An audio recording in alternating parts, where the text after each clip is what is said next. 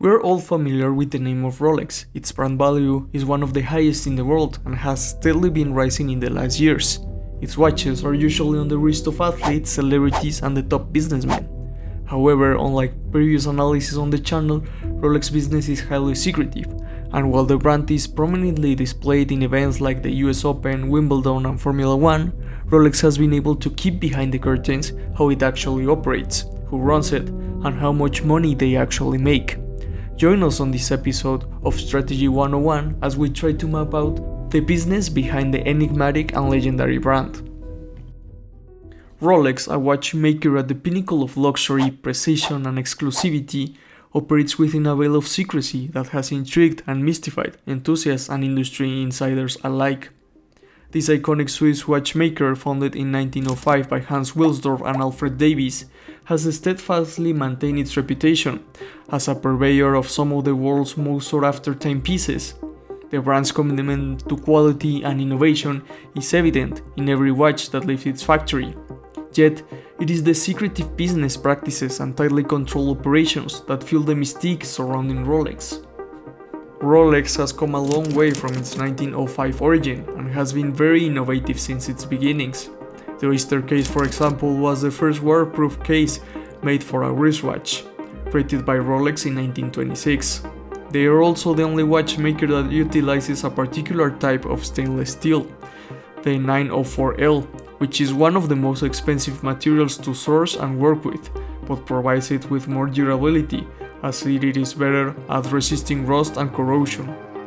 At the heart of Rolex enigma is its unparalleled dedication to craftsmanship and detail.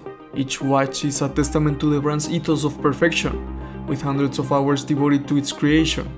However, beyond the impeccable quality lies a strategic approach to brand management and market positioning that has allowed Rolex to dominate the luxury watch sector. The company's reluctance to reveal production numbers, coupled with a highly selective distribution strategy, ensures that demand constantly outstrips supply, enhancing the allure of ownership. Rolex's secretive nature extends to its philanthropic efforts and internal workings. The Hans Wilsdorf Foundation owns the company, that's right, foundation, as a non-for-profit entity, and details about its operations and charitable contributions are closely guarded. This lack of transparency adds layers to the Rolex mystique, inviting speculation and curiosity. Moreover, Rolex brand's recognition extends beyond the realm of watchmaking. Its sponsorships and partnerships in sports, exploration, and the arts are strategically chosen to align with the brand's image of durability, reliability, and class. Yet even these public associations are carefully curated, ensuring the Rolex brand remains emblematic of a lifestyle that is both aspirational and enigmatic. Prior to diving into this section, it is important to mention that the following information is speculative in nature, as Rolex does not publicly disclose or publish the numbers we are going to dive into. However, through people familiar with the industry, some estimates have been made and published online, so we can guesstimate some interesting numbers about size and profits. First, let's tackle one of the main interrogatives. How rare are Rolex watches really? How many have been made and how many are made each year? While many estimates have been published online, one of the most recent ones was made by the research analyst of Morgan Stanley in 2022, putting the figure around the 1 million watches per year. This figure puts them above brands like Omega and Patek Philippe, and if the estimates are correct, it would make them the company with the highest production of watches per year, an astonishing figure as they're also of the most expensive ones, with the average Rolex retailing at around $10,000, but with some models going up to 100 grand in retail. That's not even considering auctions and resales, with the Rolex Daytona used by Paul Newman being sold at auction at $17.8 million. Based on those estimates, Rolex would generate revenue of $10 billion per year. While operating margins are very hard to estimate given that Rolex is not a public company, we could use Patek Philippe's numbers to get a rough approximation of how much profit Rolex makes each year. With a 35% operating profit margin of Patek Philippe, Rolex would be making a staggering operating profit of $3.5 billion per year, which would make it as big as companies like Kroger, Target, and General Mills.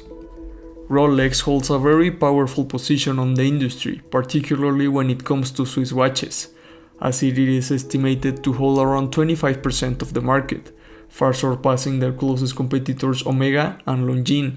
From the topics already discussed, we can distill some of the competitive advantages that allow Rolex to dominate despite its steep pricing.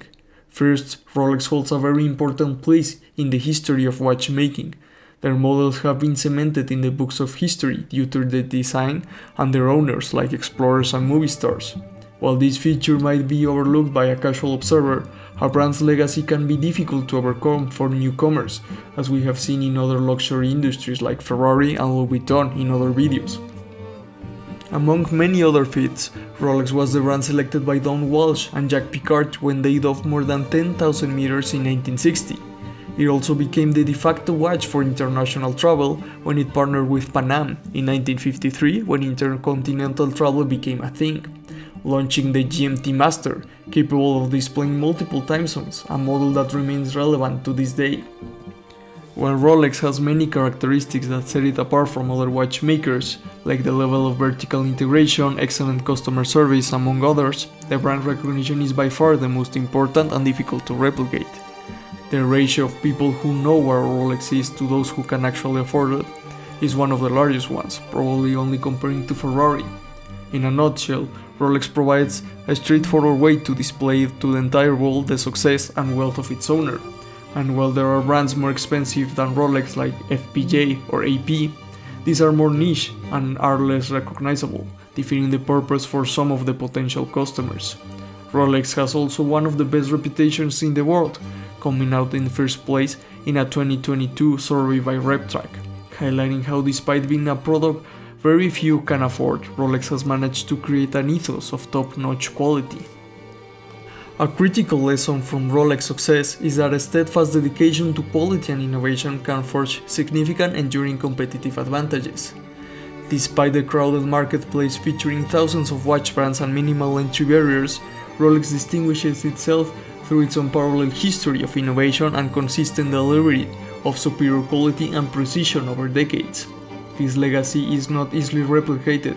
Attempting to do so would require immense financial investment and extensive time, setting Rolex apart from its competitors for the foreseeable future.